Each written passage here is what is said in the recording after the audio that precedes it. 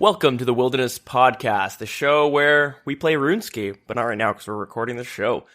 And we're on episode 45. I'm your host, Dills. Joining me, my co-host, Deegan. Hey, how's it going? Not too bad. How's it going with you? Oh, pretty good. Can't complain. Have an eventful week? Do anything fun? Make any gains? Real life stuff. I guess last weekend I went to Toronto for the day, and then I went to your place because, your birthday and whatnot. Should probably mention we missed last week, so yeah, here we are. Our bad for that one, but Double whammy. We'll get them both this time. yeah. So anyways, came down to Toronto. Yeah, that was pretty eventful. Other than that, not too much real life stuff. Just kind of been doing what I'm doing, I feel ya. Yeah, just kind of preparing for school to start in like a month and The new school year. Oh yeah. Shit. RuneScape related, I did some Callisto and Cerberus and a little bit of Slayer. Any goods there? I lost like 100 plus K at Callisto because I hate Callisto. Did you get PK'd? Oh yeah. Oh fuck yeah. Every Callisto trip ends with me getting PK'd. Mm-hmm. So lame. I have the same issue too. I've like done Callisto like 2 a.m. on a Wednesday, and I've been PK'd by teams. It's ridiculous. You can't get that. You can't kill that boss. There was one time it was like I had to drive my girlfriend to work for like 6 a.m. on a Saturday, so I ended up staying up, and I'm like, you know what? This is perfect time to kill some Callisto. I got a couple kills in, but then I ended up like getting cocky, thinking no one's gonna PK me, and of course, like, boom. Yeah. There goes my Varric helmet. Yeah. I mean, I always protect item, but, you lose a lot of supplies and getting PK'd over and over again. I'm never going back, though. I'm done with Callisto. It's not worth it. It's not in my game. Yeah. And then I did a bunch of Cerberus. Did like 130 kills in the past like 2 days. Oh, damn. Yeah. How's that? Yeah, it's fun. I finally learned how to do the boss, so that's nice. Is it hard? You want to give us a quick little walkthrough? How do you do it? What are you wearing? The boss is pretty easy. There's like multiple setups. Like some people wear like Torag, chest and legs, and all right. What are you rocking right now, though? I do Torag top, Bandos, Tacits, Primordials, Zerker, the Hasta, Dragon Defender, Barrow Gloves, Amulet of Torture.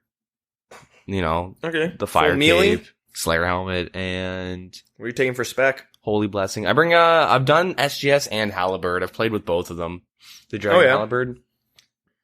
I like the Halberd more because, you can hit like over 100 with a spec, so that's kind of nice. Oh, yeah, it is, yeah. Okay, cool.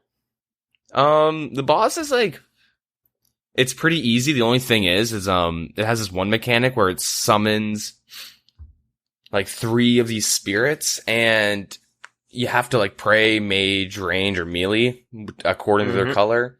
Sure. And if you pray against it, you lose 30 prayer points. And if it hits you for 30. And like the pray time, the pray flick timing is kind of awkward. So in the beginning, you'll kind of just get comboed out. But I think after like 20 kills, like I got it like under control. I'll die the odd time, but that's usually when I'm distracted. Like I'm typing to someone on RS or watching a video, and I'll just like not really pay attention and I'll die. But it doesn't happen too often. All right.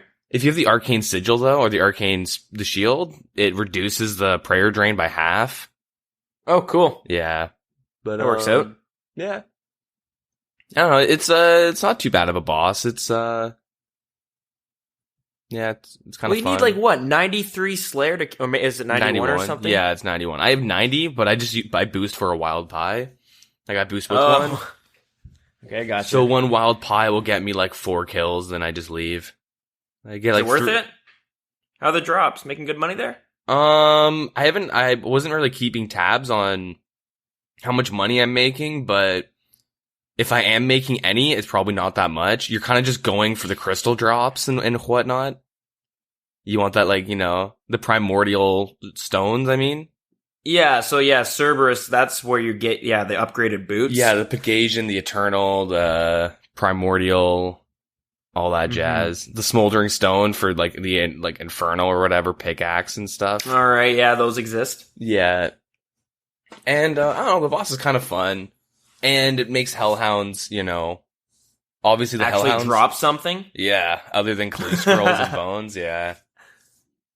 So, you know, I'm hoping for that big ol', you know, 20 mil drop. I think I'm at like, Surprised you haven't got like 3 of them already. yeah, I haven't gotten anything really. I'm 140 kill count, I think, right now, so I have a long ways to go before I should start expecting anything big. Yeah. Cool. Yeah, Cerberus got released back when they were doing, they added some Slayer bosses. Yeah. That along with the Abyssal Sire. Yep. Yeah, Sid Raid and Zaya, so just for people who don't know, that name might not sound familiar. That's why. So yeah, and do anything else? I think that's it really, not too much in RS. Ooh, fun. Yeah. What about yourself? Ooh, myself, let's see. As you said, it was my birthday last week. Turned the big 2-5. Quarter century. Having a quarter life crisis, too. It's nice. Freaking out over here, man. That's all right. Yeah, so did some birthday stuff. And yeah, my girlfriend got me actually some new recording equipment just to upgrade our little setup here. Now, the only thing is I'm so bad with this stuff. But yeah, she got me some just some stuff, but I have to get some more equipment to go along with it, because like, yeah, I'm going into, we went into this podcast thing almost blind, you know what I mean? Yeah. You know, we're using USB mics, but yeah, anyways, moving on from that, just wanted to explain, so yeah, you guys might notice a little quality pickup in the future. You know, I'm just gonna get right into the RuneScape thing, what I did on RuneScape. Yeah, I did quite a bit. I finally got my 70 mining. Finally. Nice. And then after that, I needed to get 75 thieving. Now, this is just where I pussed out. It's kind of ashamed of myself, but the reason I got the 70 mining was because I didn't really want to boost. I don't want to boost so early on, like every time I have a clue scroll or something where I need to level up a few levels. Yep. So I was like, you know, fuck it, let's just get to 70. And then I was at, I think, 67 thieving. And I was like, you know what? I'm just going to get to 75. Thieving's a lot faster, too. Oh, yeah. So after getting my 70 mining, I started working on thieving. And I went straight pickpocketing the Arty Knights. Yep. You know, I'm wearing full rogues because that gives you double loot. Plus, with the dodgy necklace, it gives you a chance of, like, avoiding being stunned. Yeah. So, it makes it pretty nice. So you can just sit there and just spam click and watch something else or whatever. So I did that to like level 70, and then I'm like, you know what? Fuck it, let's just boost. I don't know why I didn't boost for mining, but fuck it, let's just do it now. I'll level up later on. I just got antsy. And yeah, so boosted to 75. Did that for the hard Western Province Diaries. And yeah, working on that. Now the only thing I have to get now is 300 chompy kills. I'm sitting at, I think, close to 200, so I'm almost done. I should have it done by next week. Nice. And yeah, I went back and did my easy and hard Western Province Diaries as well, just so that I could get the reward for, like with the easy diary, you get 25% chance of getting 2 chompies spawning when you're doing your chompy hunting. Mm-hmm. And then with hard or medium, it gives you 50, hard 75, elite 100. So yeah, not too bad. Yeah, you know, I've just been working on basically the Western Province Diaries and stuff. And I'm thinking about it. These chompy kills take fucking forever. Yeah, it's a slow process. And then besides that, I'm doing some AFK and some NMZ because I gotta get my points back up. You know, when I was grinding out my strength for a while, I just like would AFK NMZ just for a little bit in my early levels from like level 80 to, I think I stopped doing it from like before level 90 though. And then I just went straight Slayer. But I accumulated a shit ton of points when I did that, and then every day I just buy my daily herb boxes from NMZ.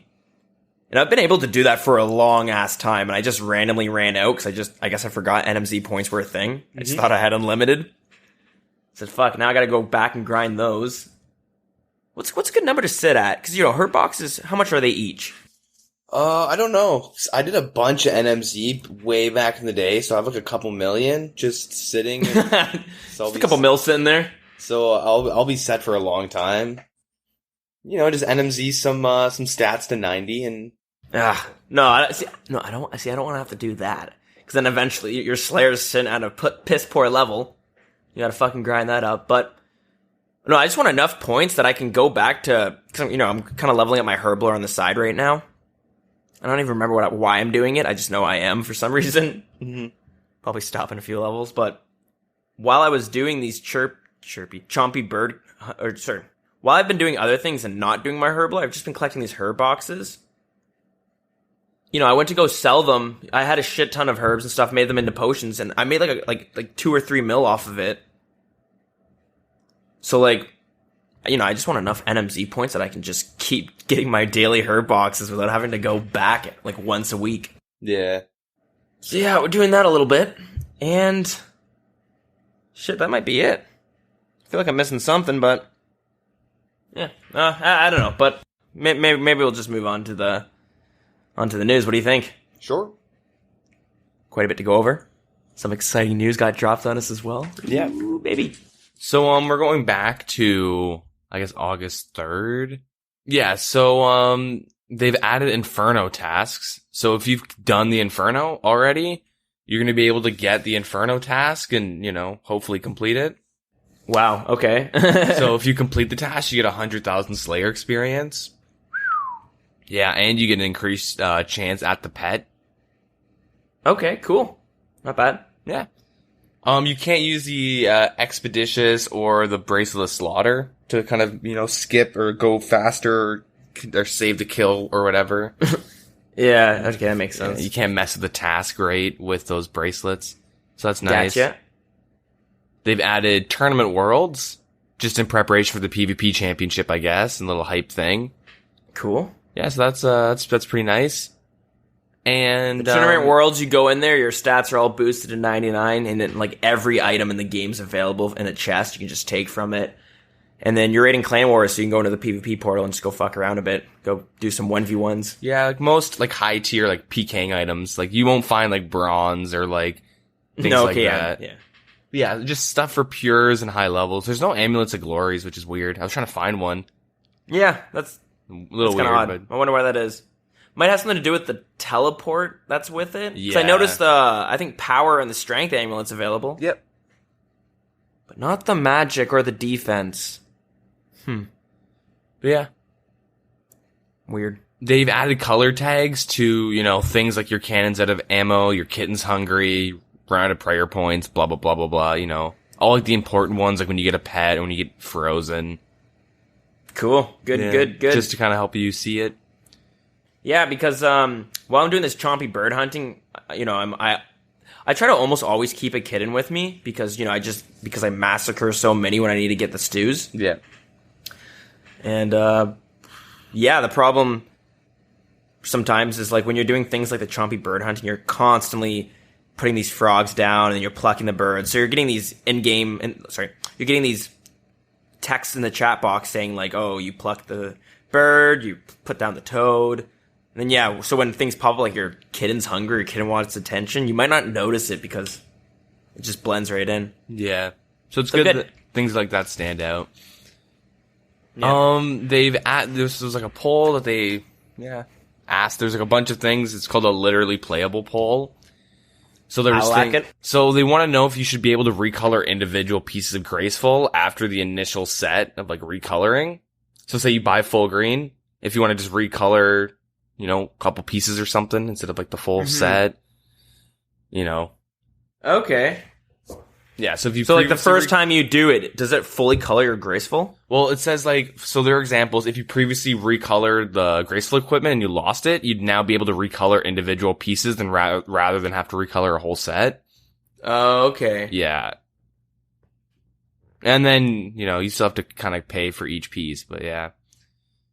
They want to know if the Slayer helmet, they want to know if the Slayer helmet should affect the respiratory system during the fight against the Abyssal Sires. Yeah. It doesn't, or it didn't. What do you mean by the respiratory system? Do you know? It's part of a mechanic. I'm pretty sure it's the thing you have to kill within the Sire when you're killing the Abyssal Sire. Okay, that's what I thought. So similar to never mind. Okay. Yeah, that's what I thought. Let me say that again. they want to know if you hover over the special bar with like, you know, with whatever weapon, a text would pop up and to give you the details of the special attack. Which, okay. Would be pretty nice. Why the fuck?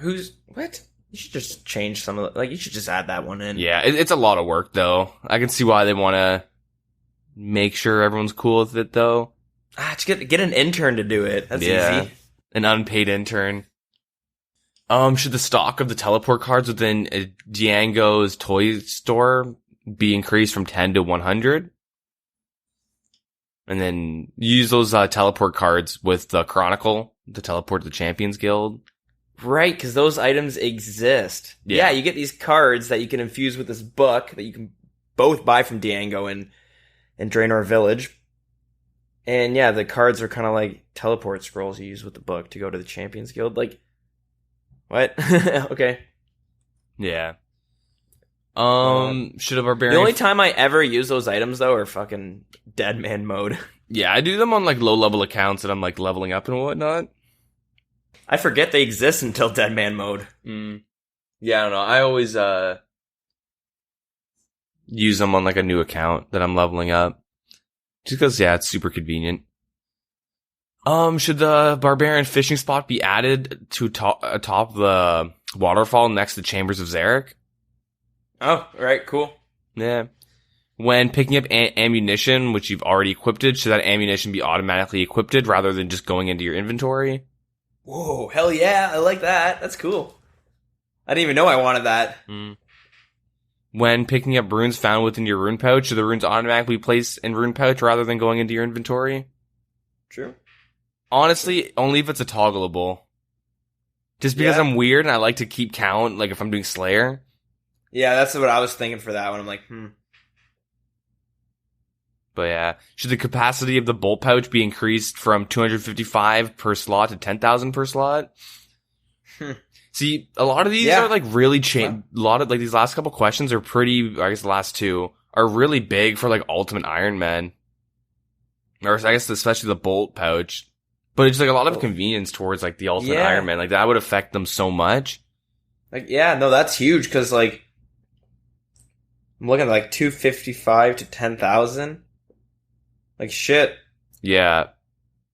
I'm just thinking like that goes from like being something useless for me to something that I'm like, shit, I don't have one of those. I should go get one. Yeah. Should the glider option on the gnome pilots be moved to become the first option? The first option right now is talk. Should a chat box message be added which will inform you that the effects of the super anti-poison and antidote plus plus are about to expire, and then another to inform you when it has expired? Yeah, should a right-click chase option be added to all cats? Should a left-click option... that's awesome. Cool. Yeah. Should a left-click option be added to the animation room of the Warriors Guild, which would automatically place the highest tier armor to be animated? Should we remove the retreat of the animated suits of armor within Warriors Guild? Right. I haven't been to the Warriors Guild. You know what? Sorry, forever. I had to think there for a minute, but like, yeah, now because it's been so long since I've been to the Warriors Guild, but it's so clunky going there, having to grind out the tokens. Oh yeah, like everything about it. If you click too fast for things, like suddenly, like you wait, or they cancel each other out. Yeah. Wow. Should we? Most definitely not. They should not remove that. Everyone should have to feel that pain. Yeah. I mean, I had to do it. I guess they want to update it because of Deadman mode, but yeah, okay, true. Yeah, 'cause some people are probably complaining about it, but yeah. Should we change the jewelry placeholder so that fully charged and completely depleted placeholders have a distinct placeholder whilst all other states share a placeholder? So a Ring of Dueling 8 would have a placeholder, and then placeholder for charges 1 to 7. I think not, because what I do is with Rings of Dueling, I use them, or I'll try to, sometimes I forget, but generally I'll use 7 charges of a Ring of Dueling, so I'll have 1 charge left, and I put it in my bank. And then, once I'm like out, then I just high alch those 1 charges. Oh, come on, you probably haven't done that in so long. How much money could you possibly be making from that? Well, you don't make money, it's just like, you don't lose as much money. It's a principle thing. Yeah, I've probably done it like 500 times at least. Jesus, that just seems, that's... Dude. See, I like this update, because if you look at my bank, the amount of space that glories, rings of dueling, anything that you can teleport, it's just fucking, looks like a clusterfuck. And it's always changing around, because some shit don't have its own placeholders. It'd be nice if you could set a number, default 1 to 7, if they do this, like a default 1 to 7, but I would use 2 to 7, because yeah, like, if you're trying to save money, if you're trying to penny pinch and save up for stuff, like, you know, save those one charge rings of dueling and high alchem. Yeah, maybe have it 3 different ones. Or is that how it is now? Right now, it's every charge has its own placeholder. Right, okay, that's what I thought. Yeah. So yeah, maybe just have one that's like a slot for fully charged rings of dueling, and then one for like 7 to 2. Yeah. And then one for like one that has 1 charge left. Yeah, I don't know how many people do the 1 charge ring of dueling thing, but it is nice. I think you're the only person. No, I'm just kidding. I know that is a technique people do. Yeah. I mean, I recommend it if you're trying to save up. Easy way to save some money. I'm like super cheap in this game. Yeah, even I was like, this is a waste of time. Yeah. And they want to do the same thing with Amulets of Glory. And obviously I'm not high alching Amulets of Glory, so I don't really care. But, yeah. The next question is, currently when withdrawing doses of potions from the barrels in Nightmare Zone, it'll provide you with like a new potion in your inventory. So, they want to change this if it would fill up existing potions of lower doses. So, if you haven't been in Nightmare Zone and you're taking out NMZ pots, you don't say how many 4 doses you want, you just say how many doses. So you type in 12 and, you know, you get 3 potions. Yeah. That are 4 dose. And yeah, it doesn't add to any existing potions, so you do have to store them and then pull them all out again if you need to. And they just want to know, since I've been doing NMZ, I have been noticing this, because just as a few times, like, with absorb potions, you're going through, like, oh god, do the math, what's 20 times 4? 80? Like 1700, 80. So you're going through about 80 doses, and you can only store about 250 in the, in their little casket that holds the potions for you. Mm-hmm. So you can only hold 255 there. So, you know, when you're NMZing for life, you know, there's gonna be a few times where you go to take out 80 doses, and you only got 8. So you'll get like a potion that has 2 in there, and then you go buy some more, pull them back out, and dude, now you're missing out on 2 doses. You know what I mean? Yeah, I've always found it a little clunky, because sometimes I'm out of potions, you refill it full, and then like, oh shit, what do I do now? Can I have to juggle some 2 doses? Yeah, it's like 30 seconds of more AFK, and that could have happened. But yeah. It's at a loss, you know what I mean? Yep. Yeah, I think, it's been an oversight that it doesn't just add to your doses, but whatever. Should an additional option be added to the Ring of Dueling, which would teleport you closer to the lobby of Duel Arena? So the existing teleport takes you to the entrance? Oh. Sure. I'm not one to gamble at the Sand Casino. I don't stake. So, well, I do sometimes. I'll give money to a friend. I allegedly give money to a friend who will, so you enable someone else's gambling addiction? Allegedly do someone to do 0% commission staking for me. I'll just toss some money onto his stack so we can get better, like, duels faster. Okay. Sounds like, if it were to have happened, it seemed like it's, the quality of life for all those addicted stakers. Sort of, without the payout of actually gaining anything. Well, like, okay, so let's say my friend wants to stake, and he's only got like 3 mil on him, and he wants to stake it all. And he's like, okay. And then I'd say, all right, dude, if you're going to stake 3 mil, I'll just give you 7, so you can just find a 10 mil stake way easier. And then he'll do a 10 mil. Then, you know, if he wins, he just gives me like the 14 mil, like the money that I won. Allegedly. Okay. Allegedly, that's what the agreement would be. I could see how that. But that's against the rules, so we don't really do that. It's the hypotheticals, you know? Okay, yeah, I gotcha. Okay, that seems like Easy way to make money. And something that he might enjoy, because, yeah. Yeah, if, maybe in an alternate timeline, because, But I do want to say it's nice that they give you the option to change where it teleports you, because if you're doing lava runes for rune crafting, you want to be teleporting to the entrance of the duel arena. Yeah, and like I always, anytime I'm going to Alcarat, I'm taking the fucking duel arena route. Yeah. But, yeah. I guess he's being good if you want to jump and hit a bank faster, sure, whatever. Yeah, okay, sure. now I hear it. Okay, cool. Should the high gamble option of the Barbarian Assault offer a chance of at rewarding players' elite clue scrolls? Oh, so you can actually get something good? Yeah. I like it.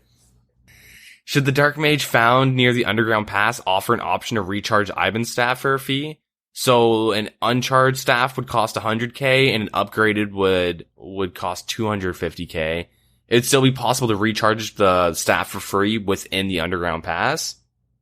Oh, it's for you high rollers out there. Yeah, it's for everyone who's too lazy to go through it. I mean, I would probably use it. If I ever use the Ivan staff, I'd probably Is this a one-time fee? Not a one-time fee, no. You gotta do it every time? Yeah, just to save time. Okay, how about this? When you want to charge your Ivan staff, pay me 100k and I'll get it charged for you. That's all. You don't need to worry about how. I'll get it charged for you. Well. 90k. I'll do 90k. Well.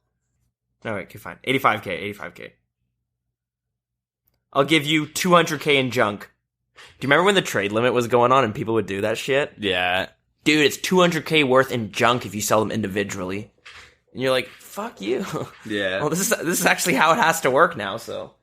Christ. Like, I remember coming back, my friends explaining to me, I'm like, so how does the trade limit work? It's like, well, you can still, trade and, get deals and stuff, because now instead of having money, like GP, we just have junk items. That's the currency. It's junk items. Mm-hmm. You're like, really? Junk items that can fluctuate in price a bit. You're like, this is stupid. Oh, yeah. Anyways, yeah. So the next question is, should the elemental rune packs be added to the Tazar Majro store in the more UI rack? Holy fuck, dude. That was good. Did you have a stroke there or something? Yeah, I think so. That was funny. Tazar is it the silent J? Is the J silent? He's going back for round 2. Is the J silent? I don't know. I saw a video on Reddit that was kind of talking about the Welsh language. Okay. Could be something similar to that, because like they have something where it's like when you have two L's together, it sounds like I don't know.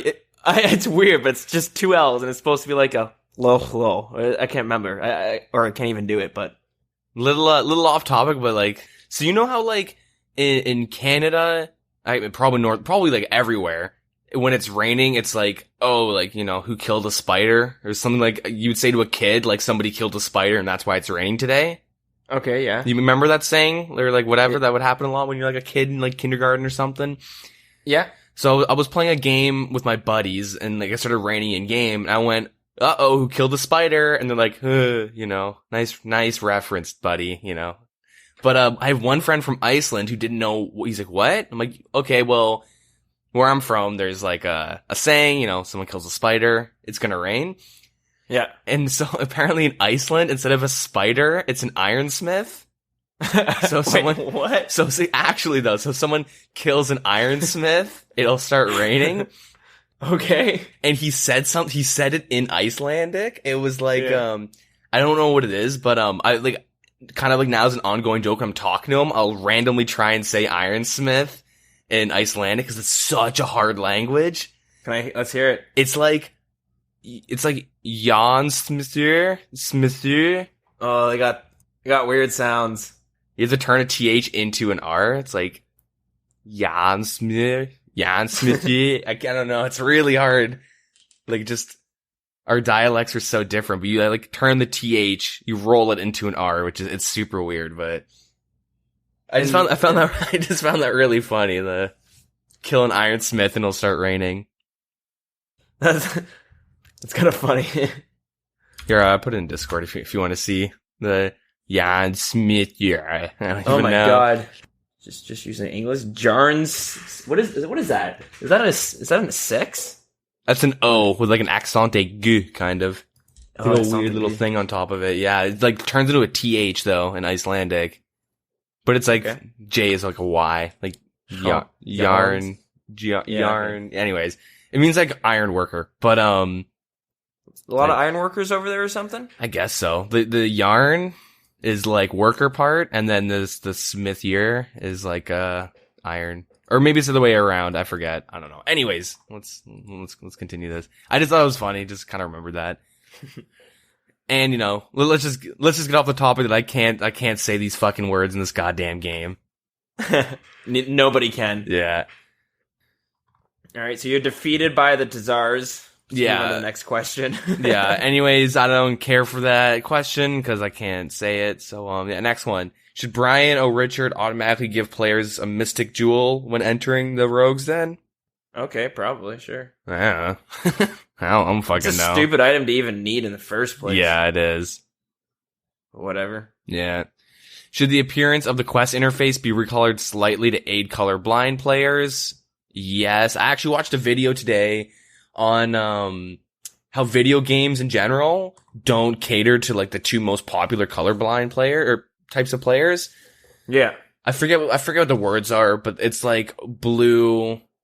Is it blue or blue green and like or blue yellow? I don't know. There's one that like makes things look more yellow and shit. Anyways, and the dude was doing comparisons like a bunch of games and stuff and just showing, and it's like I think games should kind of offer more colorblind options, and when they do it for the red blue or whatever it is, the red blue colorblindness instead of like the other kind. But I think they really should. Why can't they just wear like silly glasses or something that fixes everything? Like Jake Paul? Huh?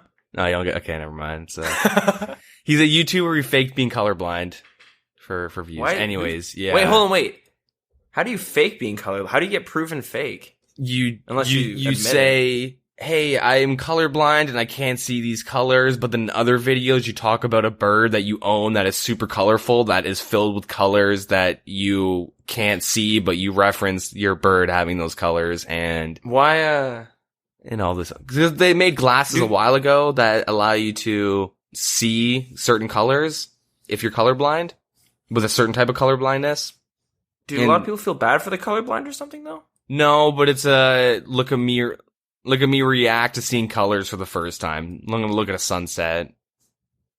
It's it was to build up to that. Yeah, it's that's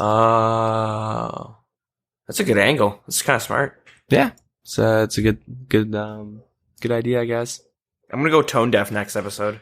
Yeah, me too. I'm gonna go colorblind actually. I'm gonna go mute. Sign language. Yeah, we're gonna do the show in sign language now. Are you just jerking off over there? What the fuck? Just clapping my hands. But but yeah, so next question. Should successfully defeating the champion of champions, Leon Decour, be rewarded with a cape similar to Toby's and Varrock? What? Huh? You get a cape for killing I have no idea what this question is about. Is this for RuneScape, or are you fucking talking about League of Legends? Are you talking about World of Warcraft? Oh, I'm not even on it. Dude, I've been reading the wrong questions for an MMO. I've been reading Albion Online this whole time, dude. Yeah, I thought so. Yeah. Everything sounded a bit off. I want to say Leon Decour is for King's Ransom or whatever, where you get piety and shit, or the mini game that you unlock, but I don't remember. Close in the sense that he's not part of any of that, but he is in the game. So yeah, in that sense, I'm in the same realm. He is. If you know about the Champions Challenge minigame, you can get they're very rare to get, but there's a bunch of monsters that drop champion scrolls, right? Okay. I'll say the monsters right now: imps, goblins, skeletons, zombies, giants, hobgoblins, ghoul, earth warrior, Joger, lesser demons, and then Joger, and finally lesser demons. Okay. So each one of them offers the scroll, which you would turn into the Champions Guild, and then you get a fight, an Imp Champion, Goblin Champion, whatever. And you get health and Slayer for killing them, right? Yeah, you get like a very minimal amount of health and Slayer experience. But also, with each fight, there's special rules to it. Mm-hmm. So, for instance, the very easiest one to fight is the Imp Champion, level 14. Rules, no special attack. Yeah. Goblins, you have to do like magic only, right? Yeah. And so who's Leon Decour? So Leon Decour, once you've killed all of those, you will get a chance to fight him. He is level 141. And the rules are no inventory. That's not bad. No, it's not too bad. You can probably pray against him. Yeah, I just pray flick. That's kind of cool. Yeah, so if that, you really should get a cape. Hold on, is that what it's asking? Yeah, should you be rewarded a cape similar to Toby's in Verox? There's a character named Toby, and it's like, they have an image, and it's like it's blue with like a yellow trim at the bottom of it with like 3 horses or griffins, or it's RuneScape, so you can't even tell what the image is. They just kind of look they look pixels. Like a rat, dog, griffin thing. It could be like a horse too, who really knows, or a lion. Okay, so there's some splotches of pixels. Yeah. That are different color. Yeah, I think it's cool. The only thing is, it's like, now I want to add it to my max cape. Oh, okay, so now let's pull for the max cape. Do you want to be able to change the pattern on the back of your design cape, if you know what I mean, of your max cape? Blah, blah, blah, blah. It's like, that's the only thing, and like a lot of people do want to be like, to show off their accomplishments and stuff. Of course. But like, it kind of like, as of right now, you combine like 6 different things with your freaking max cape. How many people have the max cape? So I think I read like 150 or 250 people a month are getting a max cape. So you're saying it's getting too clunky with all the shit you can add to it? I'm saying, yeah, because people want to be able to add this and that and this and that. Like, it makes sense, add the Inferno or the Fire cape to the max cape. I get that, but then add your Artie cape and, Yeah, they all add bonuses too, though, right? Yeah. I'm fine with it, obviously. I'm just kind of worried that it's going to be another thing that people are going to have to add to the max cape, which will be another poll and then like another slot in the next poll taken. And you're just worried next year there'll be, since then, like 10 other things added to it. And then people are going to be bitching. There's too many things added to the max cape. Why'd you guys do this? What the hell? But my argument, though, it's the max cape. So like, it is the max cape, yeah. So. That's the thing. It should be like the end all be all item, to be honest. Like, maybe not the best item with stats and shit, but you should be able to to do a lot. Yeah. I was bringing it up now, but people are talking about a completionist cape. So that's in RuneScape 3. Yeah, so it's like if you've completed everything, as in, obviously all the quests and like all the music and blah blah blah blah blah blah blah. And there'd probably be like mini games you could complete and shit, right? Yeah, yeah. But the thing is if I don't even know where I'm going with this. But yeah, I don't know. I guess it would go along with the completionist cape. What do you think of a completionist cape? Because like I said, it is in RuneScape 3 right now. Well, it depends. Is it like do you need a trawler's outfit, lumberjack outfit? Do you need all the outfits? Probably. Do you need all the pets? Do you need all the champion scrolls done? Do you need like... It's a completionist cape, right? You'd have to complete the game, basically. Yeah. I would think almost everything you could do, you would have to unlock it. But like, I don't even know what Jagex has been talking... I haven't... a lot of it's just like, I've read what players are talking about, what they want from a completionist cape. No, but I'm just asking you. Yeah, I mean, if they have it has to be all pets, all, like, everything, like, all outfits, like, all, like, skill-related, like, the mining outfits and the lumberjack and the farmer's outfit or whatever, like, everything. Yeah, exactly. No, I totally agree, because, with the champion scrolls right now, I'm pretty sure most people who do champion scrolls, and I'm talking about in RuneScape's entirety, RuneScape 3 including, and this is just for like RuneScape 3, but most people who are seeking out the champion scrolls are playing RuneScape 3, and it's because of the completionist cape. And I would think. Because the problem is, right now, You get very minimal experience. There's no reward from finishing all of them. And POH, baby. You gotta put the scrolls up in your player-owned houses. Oh, wow. Okay, that's... But, like, for something they're very hard to get. Okay, so I'm going to pull up quickly. 1 in 5,000? Is that what all of them are? Believe so. I've gotten 2 goblin scrolls and a giant. When we were doing our Iron Man series, I got the goblin scroll, and then I went and farmed one for part of my music cape that I never finished because I got lazy. I'm almost on the music cape though, but then I got one for that on my main for the music, and then I ended up just getting a giant while I was doing Slayer one day. Wow, yeah, it looks like all of them are 1 in 5,000. Mm-hmm. So that's like it's the rarest item for like obviously for all of these creatures, right? But who the fuck cares to go get it? You know? Yeah, just some people like it, but at least with the cape, not the completionist cape, but just this cape in general. Mm-hmm. Something for people to go get. And it looks nice. It does look pretty cool. Looks alright. It's I feel like it could look a little, I don't know. Yeah, I think it's enough to elicit whoa, what cape is that? How'd you get that? While you're skilling or something? True. Like, it looks nice enough to be like, huh. Yeah, you got the royal blue and stuff. It does look pretty snazzy. Alright, you got me there. Mm-hmm. But yeah, anyways, we should move on because we got a lot to go through. Should a grapple shortcut be added to the observatory to allow easy access to players who have completed observatory quest? I always forget about bringing grapples places. Yeah, me too. I only do them for diaries, to be honest. And the odd time I kind of remember, but whatever. Yeah. Should a separate tracker be added for Lizardmen Shaman? This will be separate from Lizardmen, but the Lizardmen Shaman kills will also contribute to the Lizardmen tracker. Yeah, that makes sense. It's kind of silly because... I do think they should be separate because one's kind of like a boss and one's... fucking easy to just take out. Yeah, so that's it for the questions for... the polls. For last week, I guess. Yeah, that was a week we missed.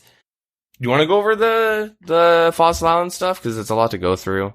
Sounds good. I'll take it away from here. This is a dev blog that's kind of giving us some more information on Fossil Island. So they released a really nice looking picture. I don't know if you have it up there, but it's of a volcano and all this shit. It's nice. Fossil Island has existed as an idea in the heads of designers since 2005, as a concept in the game since 2007, and was unveiled and pulled back in April. With its release nearing, it's time to divulge more details about the mysterious island. In the first of 2 blogs, we explore the underwater areas beneath Fossil Island, and we take a brief look at the mushroom forest and the skilling methods which can be found on offer inside. That's weird. The primary developer in this project, Mod Maz, will answer your questions and will also be sharing concept art of varying stages of completion. I thought it was going to be Laura. I was all ready to use my radio announcer voice. Nice. Was it? I wasn't sure. All right, so yeah, they're bringing a lot of new things with this Fossil Island, and we've talked about it before, but yeah, their kind of idea is train like every skill at the same time and just get a meh amount of experience for it. You know what I'm saying? Yep. All right, so yeah, let's dive into some of the things they're going to be adding in, or some of the new mechanics, I guess. All right, so they're adding air mechanics. So yeah, if you don't remember before, there's an underwater section of Fossil Island, and I believe there's another section that's probably above land, which is probably the mushroom forest they were talking about. So we're going to go into the underwater section, and they're bringing in the air mechanics. So getting to this area, it requires the diving apparatus, which I think you get that in Recipe for Disaster. You don't need to be high level either. When you go underwater, an oxygen meter will appear. This bar is going to begin at 100%, and it's slowly going to go down over time. Sorry. In the same quest, you get a fishbowl helmet. If you have that on, you're not going to run out of any oxygen, obviously. So it makes me wonder why you wouldn't be wearing it in the first place. Some people just don't like doing Recipe for Disaster, Oh yeah, that's right.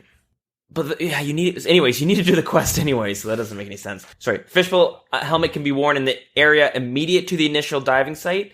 so you don't need to be concerned about your air supply. However, the majority of the underwater air is the domain of the mermaids. You'll find that one mermaid in particular has a reason for disliking fish bowls. Oh, there's the answer.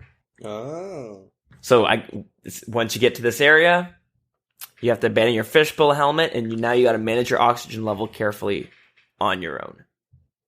So they have a bunch of different ways you can restore your oxygen. As you're moving around, they're going to have large bubbles, I guess, kind of spawn. And it says, move your character to these bubbles to restore your oxygen. That's one way. You can harvest some air from weeds down there. So it's similar to when you're in the desert and you're cutting the cactus with a knife to get water. Kind of same idea. There's also going to be puffer fish found underwater. You can catch these and squeeze air from them as well, and then releasing them. And then there's going to be some areas that go above water, and if you're able to find these, you'll be able to restore your oxygen that way.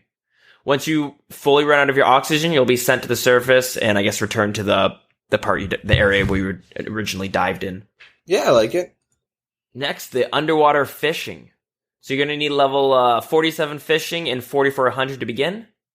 And you're also going to be rewarded in both the skills for experience. There's going to be a new item called drift nets that are going to be tradable and crafted by using jute on a loom at level 26 crafting. So there's a reason to actually grow some jute for farming. Yeah. I always wondered why the fuck some of those seeds exist. Yeah. Or if anyone's actually using them.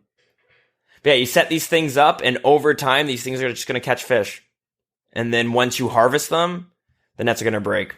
Sorry, I might have messed up explaining that, but so like I said, when you can have the drift net set up passively, so over time they'll just collect fish on their own, or with a trident you can chase fish into them, which is obviously going to boost up your experience per hour. So depending on the type of fish and the experience gained, it kind of scales to your current base level. They mention here the experience granted is by no means comparable to the highest rates found elsewhere. They're approximately 40% of the experience you normally obtain through the conventional methods. But it's a way to train both hunter and fishing at the same time, right? Okay, yeah. Is there, besides experience, is there, any other point to doing this? There's going to be some fish you can harvest from them, depending on your level, but... Anyways, I'll continue. There's more skills you're able to... Well, I'll continue with this section, because I think...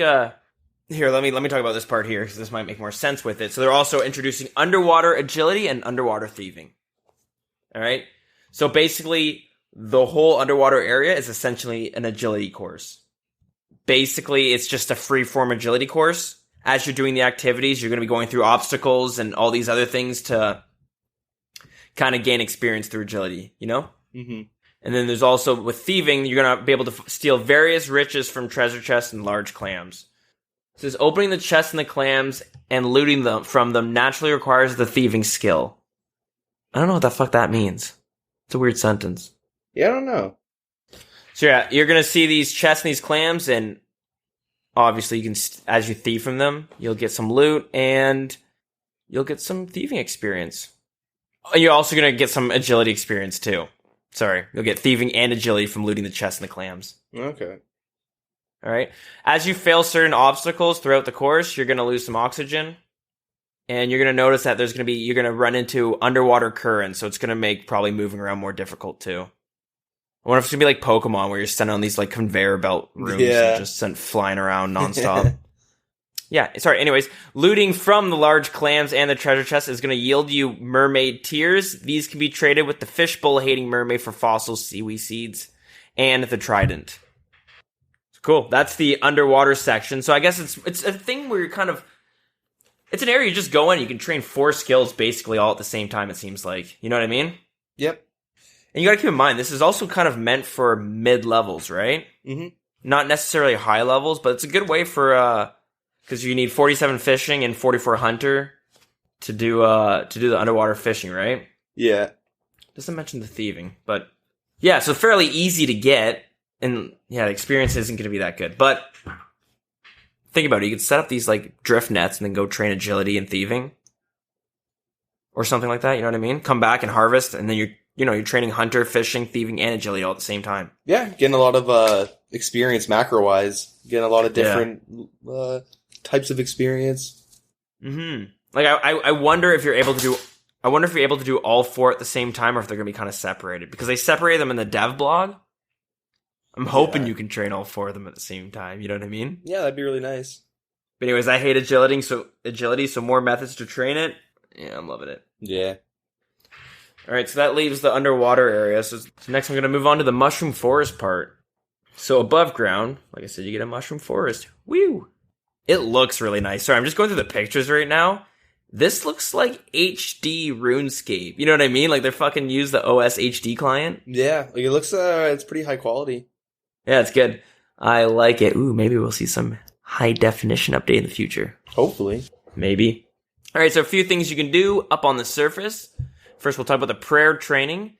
So within the mushroom forest, there is a pool of fungal life. You can add pyrophosphate and calcite, both of which are found around the island. And this is going to fuel a chemical process which will recalcify fossils into enriched bones, thus granting prayer experience. The fossils and the bones are both going to be untradeable, though. All right, keep that in mind. Mm-hmm. I think we've talked before when they first brought this up in the dev blog, but there's going to be areas where you can construct and set up some birdhouse traps, which can be used to lure and capture birds. So I guess I'll quickly go over that again just to remind us what the fuck they actually are, right? They require crafting and hunter to create, and they offer experience rates superior to any other methods between level 5 and 35 hunter, alongside some nominal crafting experience. So a single bird is going to take on average 5 minutes to capture, and there's different tiers of birdhouses with different amounts of capacities, allowing you to just kind of leave them and fuck off for a bit. And there's going to be 10 spots on the island where you can build birdhouses. Yeah, the level 5 crafting and 5 hunter for the first birdhouse has a bird capacity of 4. So it's going to take about 20 minutes to fill up. And then it goes up 10 each time. So 15, 25, and 35 for lastly a teak birdhouse, which takes about an hour to fill. 50 minutes, so close. That's great because I know hunter is fucking horrible early on. I was talking to someone in our clan chat, and I remember dealing with the same problem. It takes hours to get from level 9 to 27, which I think you need it for a quest, because I think I did the same route, which gives you a boost to whatever. Yep. And then you also do the Varrock Museum to get your first boost to level 9 hunter. Yep.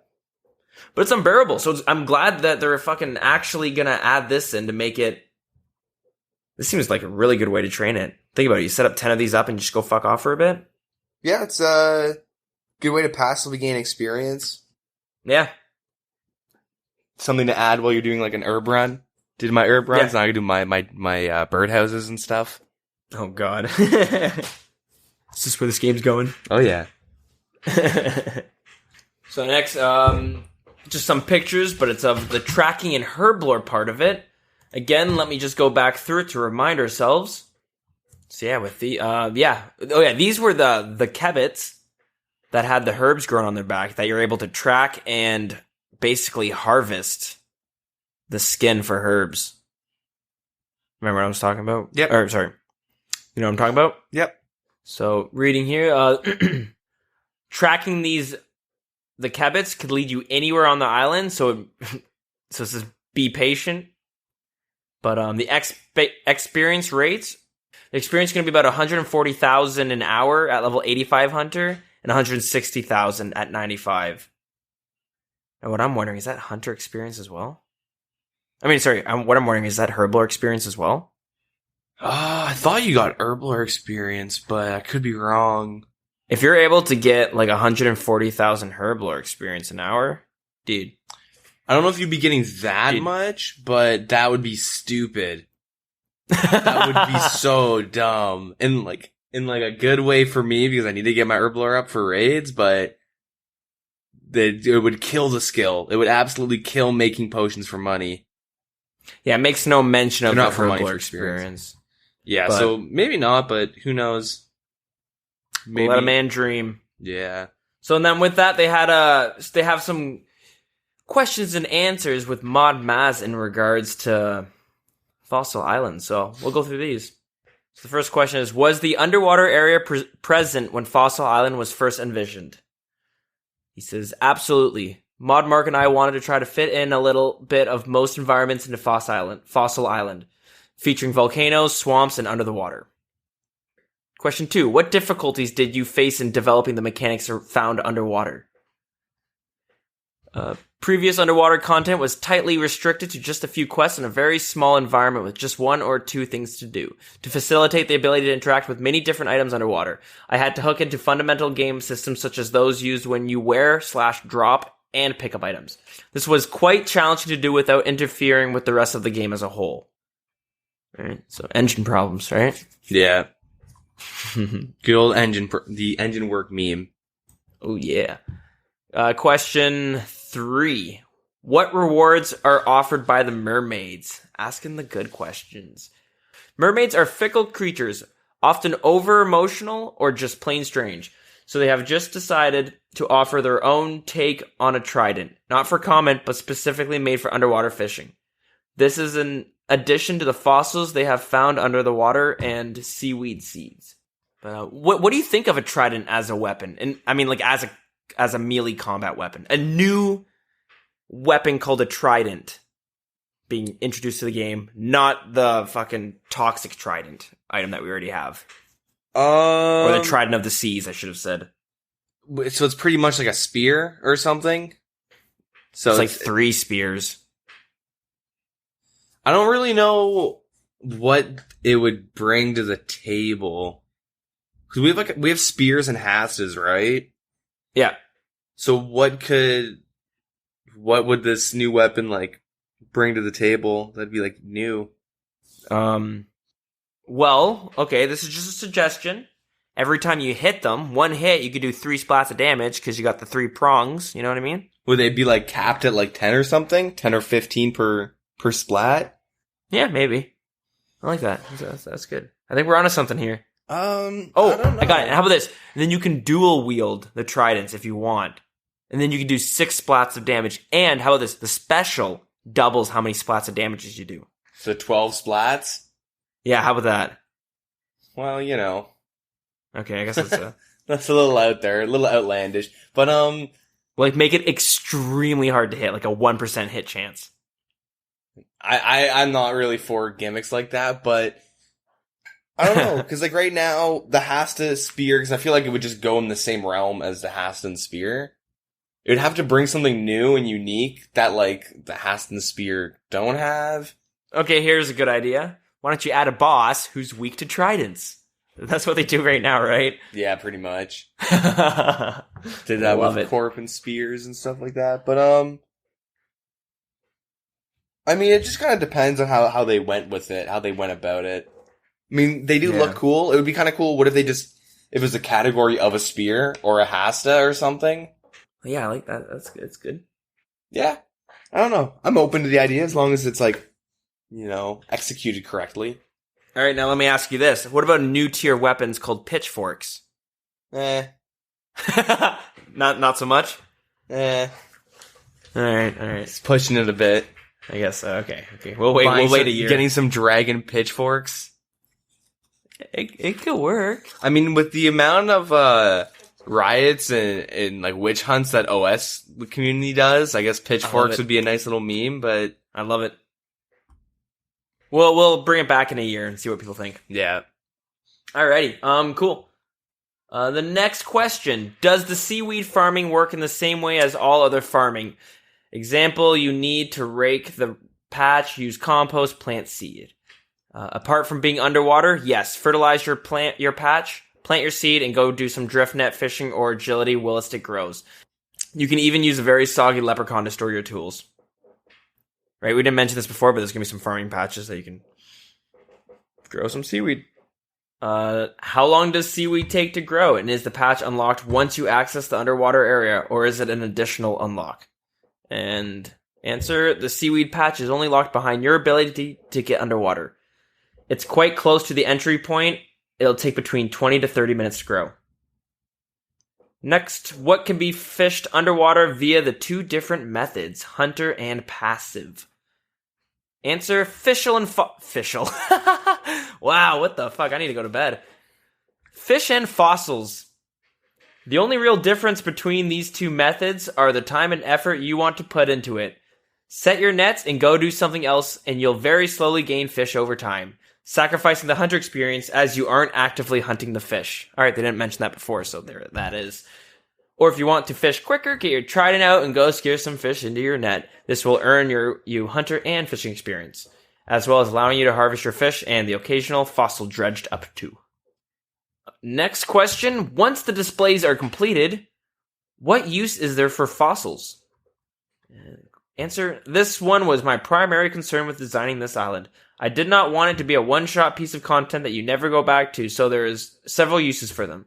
The ancient mycelium pool used by the original inhabitants of this island seemed to have the ability to restore fossils into bones, but not any normal bone.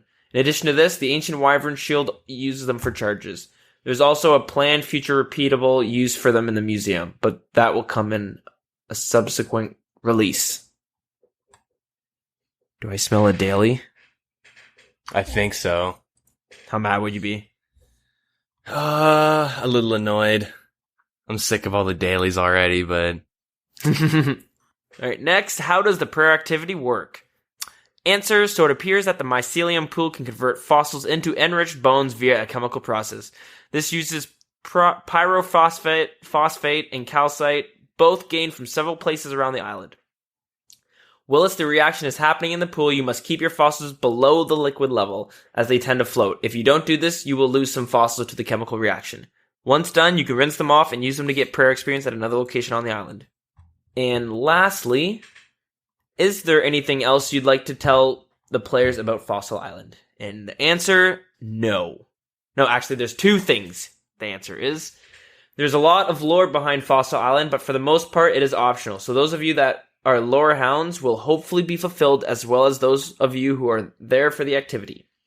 The other is that there is so much more I want to add to the island over the coming years. The players contributed so many good ideas that we had to cherry pick just a few for development, but we feel the others deserve a place too.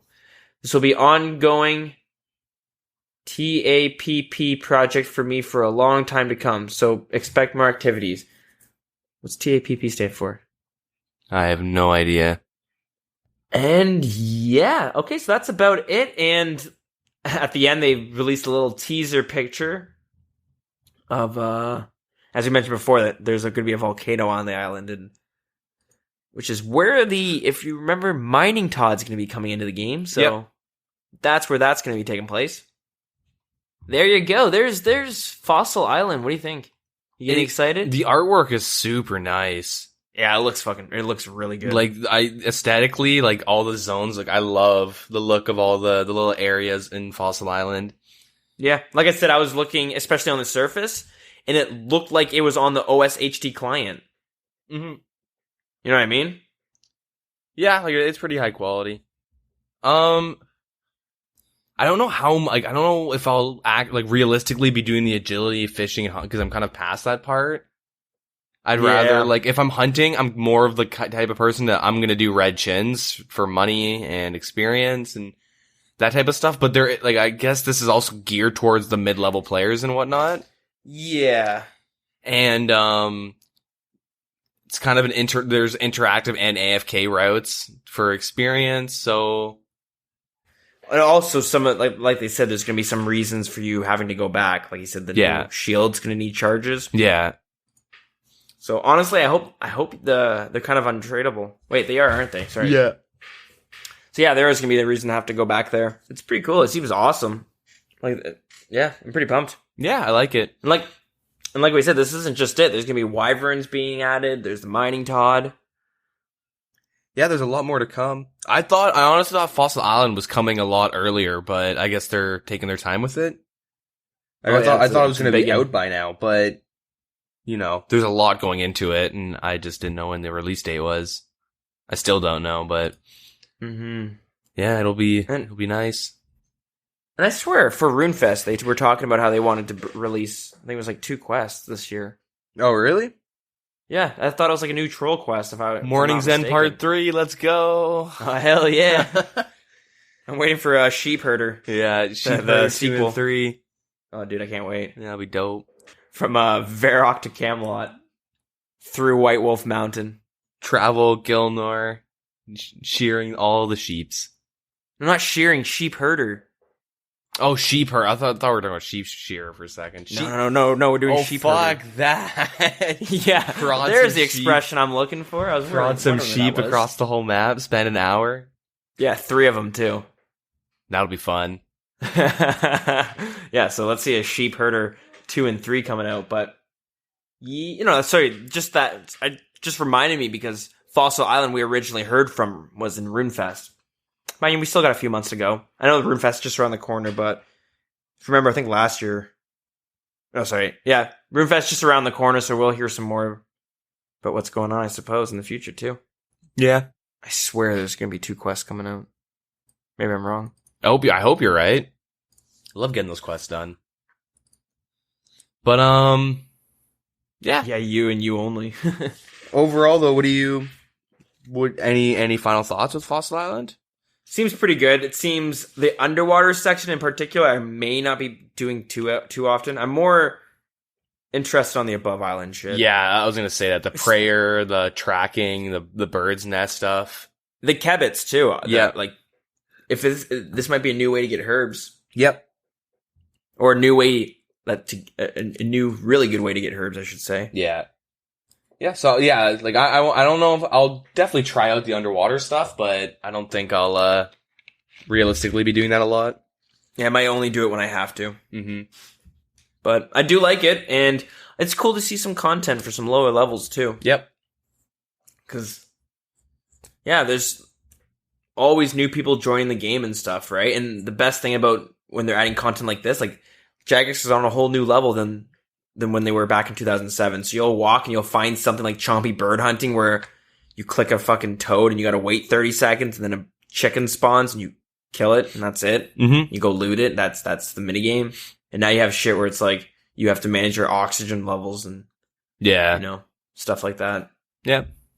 So that's pretty neat. I'm pretty excited. Do you want to move on to the most recent update? Yeah. All right. So yeah, the most recent update, which came out on August 10th. They have they've changed the level up celebration, like with the fireworks and whatnot, for getting level 99, and a bigger one for getting 99 in all skills. Cool.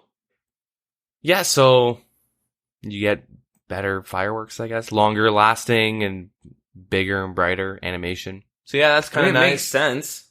Yep. Like I said, I was kind of disappointing when I got 99 strength. Yeah, you're kind of like, woo, all right, moving on. Yeah, yeah, exactly. Yeah, that's kind of how it was for me. But, yeah.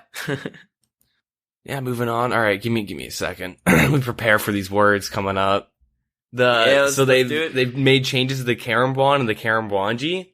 So the Karambwan, normally when you're gonna fish Karambwan, which no one does because it's awful, you'd have to fish the Karambwanji, which aren't stackable. So you would get like 13 or something. You'd fish 13 of these Karambwanjis, or 14. You put them in the vessels and whatever, and then you'd fish your Karambwan.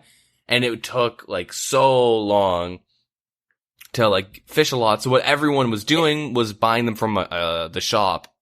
It was the one thing where you were glad bots were in the game. Because the bots were just buying them out of the shops and fishing themselves. Yeah.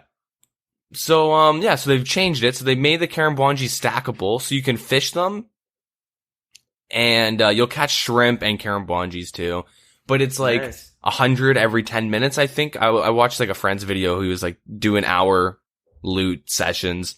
Oh, wow. Yeah. So I think it's like 100 per 10 minutes or something like that if you're fishing them, but you can buy them too. They're like 10 GP each and they go up to 50.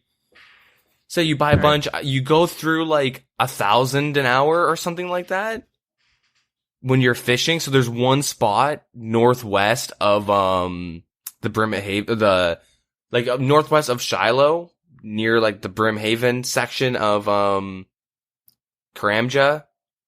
Okay. So like, you know that little southwestern like section of that whole island? Where you have to go down the little path? You can take a glider down there. Yeah. It's near, I think it's DKP. I think that's the ferry code. Anyways, there's like one spot you can go to fish the Carambuan, and they have a chance to just eat the bait. So you're pretty much using 2 bait for Carambuan about. Right. So yeah. It's super AFK. If you have like a quest cape and like easy teleport method, like to the duel arena or to Castle Wars or something, you can fish these pretty well. And so it gives like Iron Men and I guess other people that just want to fish them for themselves, maybe sell them, like new ways to do it. It's super AFK fishing. You get like 35k plus an hour, maybe like 35 to 40k an hour if you're fishing them. And they're pretty AFK. Okay. They actually cut the Carambuan fishing rates in half because, you know, it's so accessible now. Yeah. So it's 50 per Carambuan. It's funny. We've tried to explain how to catch Carambuans like 17 times on this show, and like I still don't understand myself. My God. Yeah, you put the bait in a vessel, and then the vessel it was stupid. Anyways, it's good how they changed it. It is no longer to cook raw. It's no longer possible to cook raw Carambuanji, except when you're doing that for the Taibo Wanai trio quest. Right. Yeah, so all cooked Carambuanji are now just raw when you log in. Okay. Yeah, they had to do that to make it stackable and blah, blah, blah, blah. So yeah, it's pretty nice. Probably see Carambuan prices drop. I mean, as of right now, I wouldn't be surprised if it crashed because people panic sell, but... Yeah, normally. Like, they are normally about close to 900, and now we're looking about 700. Yeah. So, now would be a good time to buy them up. Hopefully they don't go up past 700, but... Yeah, as everyone's dumping them, I might just buy a couple. Stockpile some. Hopefully they don't keep crashing. Sure. I always keep some on me. Yeah. Yeah, pretty decent. That's pretty much it for today's update. Just the level ups, the Carambuan changes, which admittedly are kind of big. The Carambuans were like a pretty big issue. I know Iron Man, everyone just defaulted to buying them. You'd get the trading sticks to unlock the shop and you would just buy them because it's like way faster. Like I said, I never really even knew how to fish them. Like I would read the wiki on how to do it and just like, what? Yeah. I did it once for the Taibo Wanai trio quest. Like during that, I just wanted to catch a couple, but I had never done it. It sucks. Yeah. So what's coming up? Well, there is a PvP championship just a couple days away. Oh, that's right. So it'll be this weekend, the 12th and the 13th, Saturday, Sunday. Yeah, they have a stream schedule up on their, like up on this post. They have like a, PvP, I guess. The tournament schedule. They have all the times and stuff, the conversions. Oh yeah, I can see, fucking cool. The match times, I like it. Yeah, so Saturday will consist of, rounds 1 and 2, and then quarterfinals for all brackets. The 1v1, the 5v5, and the 20v20. Okay. And then on Sunday, they have the quarters and semis and finals, I guess. Nice. So Saturday goes for about 4 hours. Probably go a little bit longer because it always delays. And then Sunday, it'll be, like 5 hours? 5 to 6 hours. Yeah. Like a little over 5 hours. But, with delays. So there's good chunks. Pretty fun to check out, though. Yeah. If you're, you can always just pop open the, or Twitch on the RuneScape section on Twitch and you'll definitely find it. Yeah. Cheer on Team Wilderness. Hell yeah. Yep. Did you make it in? No, I didn't. Oh, I didn't make it in either. I thought you did. No, not yet. Oh, okay. So, year. The winner of the 1v1 will receive 10,000. The winners of 5v5 will receive 10,000 and 20v20 will receive 10,000. There's a representative for each team and they're given the prize money. It's their responsibility to share the winnings. Is that all in caps? I feel like they should put that all in caps. It's italicized. Ah, there we go. Yeah. That works. So applications have closed. Sorry, a little late to the party, but yeah. Cool. And it'll be on Twitch and all that good stuff. So yeah, go check out the website. They have You can do like the runescape.com/oldschool and just do like /PvP-championship. I mean, you could do that, or why not check it out on Discord and we'll let you know there as well. Yep, that works too. But we'll let you know in our Discord as well once it's on. I'm sure one of us will be viewing it. Yeah, well, I won't be around Saturday, but I'll be there for Sunday, so. You want me to tape it? Yeah. Okay, I'll tape it, send it to you. Yeah. Bust open that VCR. Hell yeah. But yeah, that's pretty much it for the updates. Let's see, anything else in the other news parts? Nothing like important really. So wow, cool. Lots of fun stuff coming up to see. I'm pretty excited for the PvP championships.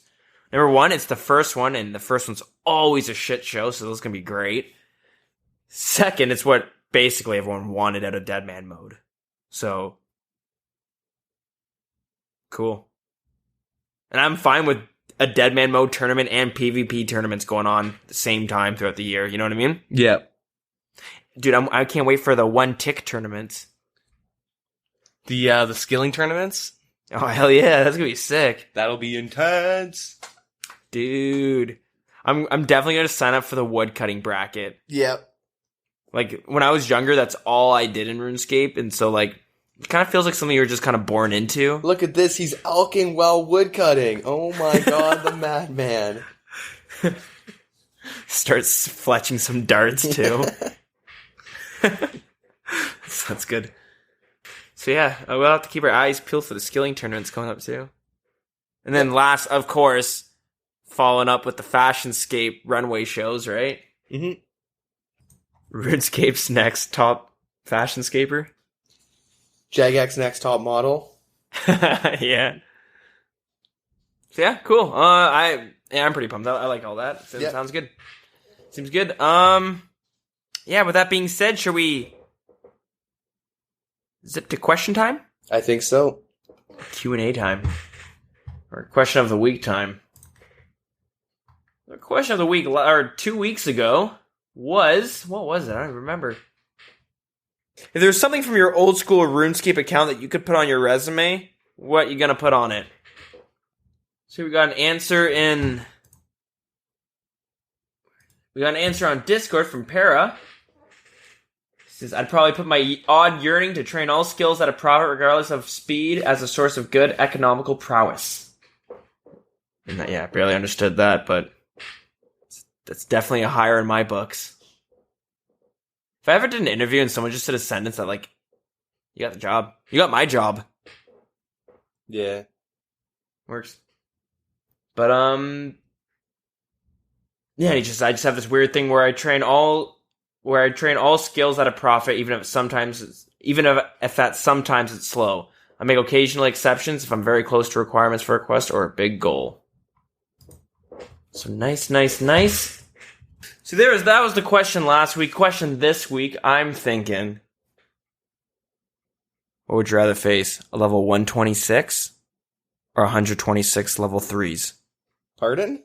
What would you rather fight? One level 126 or 126 level 3s? Is there loot involved? The level 3s are all naked attacking you, and the 126 is in the best gear. Is he good? The 126 is a paraplegic and he's colorblind. Okay, but can he PK? Sorry, I don't know. I should just say quadriplegic. Yeah, I was gonna say. So he can still use his hands. Yeah, unless his hands weren't the ones that were working. You only have to use of his lower body. Is that possible? I have no idea. Could you picture someone who's paralyzed just on like your chest? Dude, too many bench presses. Holy fuck, that's really funny. I'd probably go with the 3s, the 126 level 3s. That'd be so fun. Just running away, tossing chinchampas at them. That's true. Yeah, so that's what you're gonna go with, chinchampas. I was gonna ask, what are you gonna use to fight them? Oh yeah, chinchampas. Oh, you know what I would do? Busted the dragon two-hander right in the middle of them and just spec. It's not bad. Yeah, dude.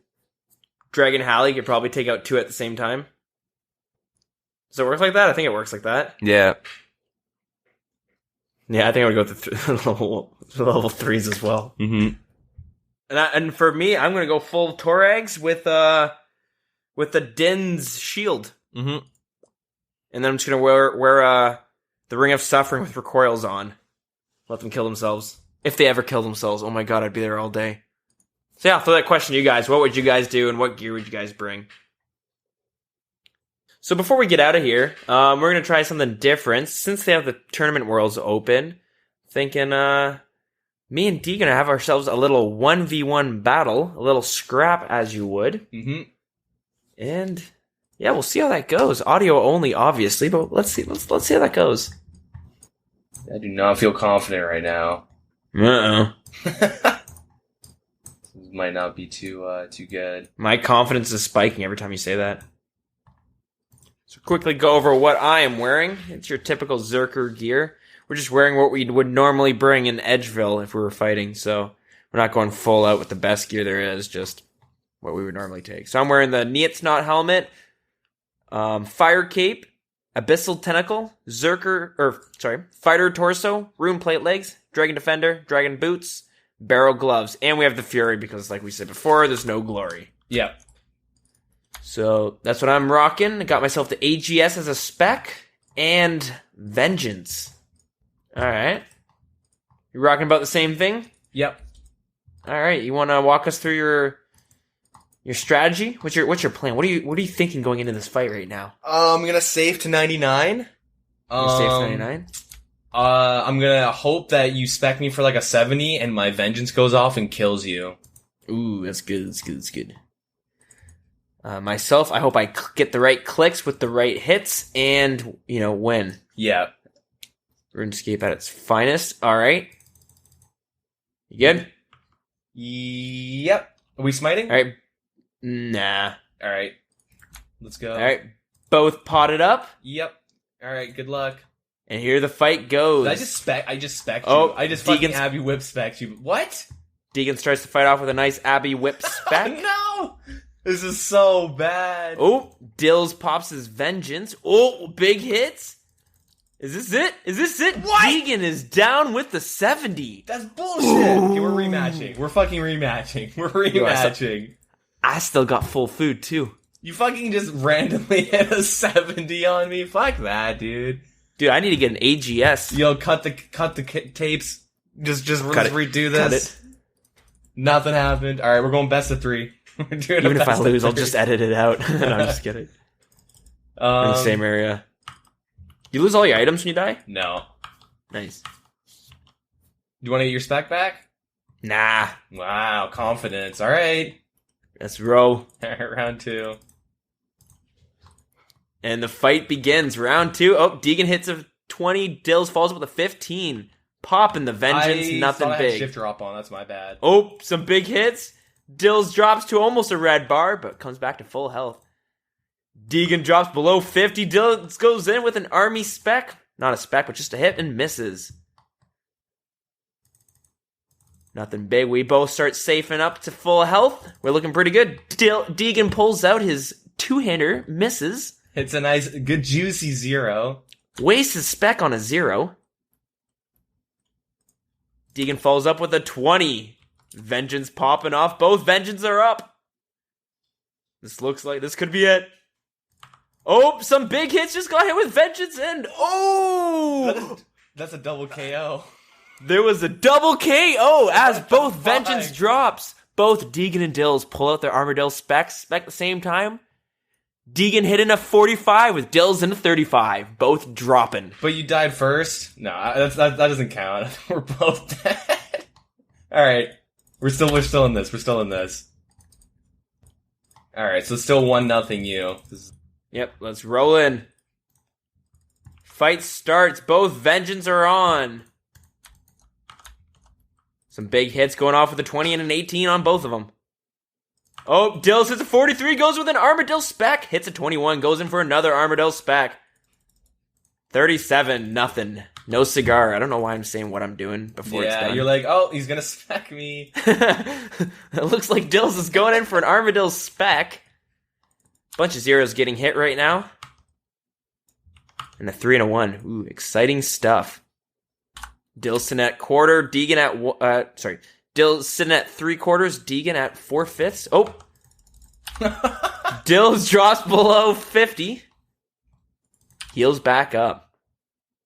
Oh my god, what's with these zeros? Bunch of zeros. Oh, 9 with a Vengeance being spec'd. Dills pops his Vengeance on. Oh. Dills clicks his Armadillo. Two-handed to hit, but accidentally hits the special. Has no special, so he misses a hit. Oh my god, I can't hit you. Oh, Dills drops below 50. Safes back up to 90. Yo, this is rigged. This is rigged. Bunch of zeros right now. Nothing special. Oh, No, I'm dead. I'm dead. Big hits. I'm dead. You caught me and I was swapping. Dills with the KO with All a right. 27-13 with Best the of 5. Vengeance, followed up with a 40 with the Armadillo two-hander. Alright, we're doing best of 5. All right, but Dills reigns supreme. That was kind of fun. We should do our own little wilderness podcast tournament. That was kind of fun. Yeah.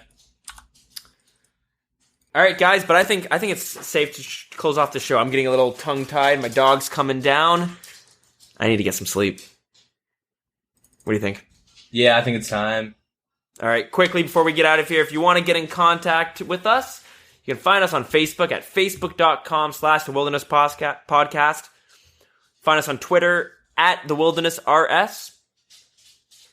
Our email is thewildernesspodcast@gmail.com. And if you want to join our clan chat in-game, it is WildCC.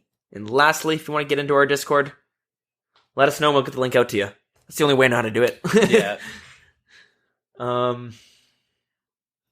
Yeah, so I guess that's it. Sorry we missed out on last week, but, shit happens every now and then.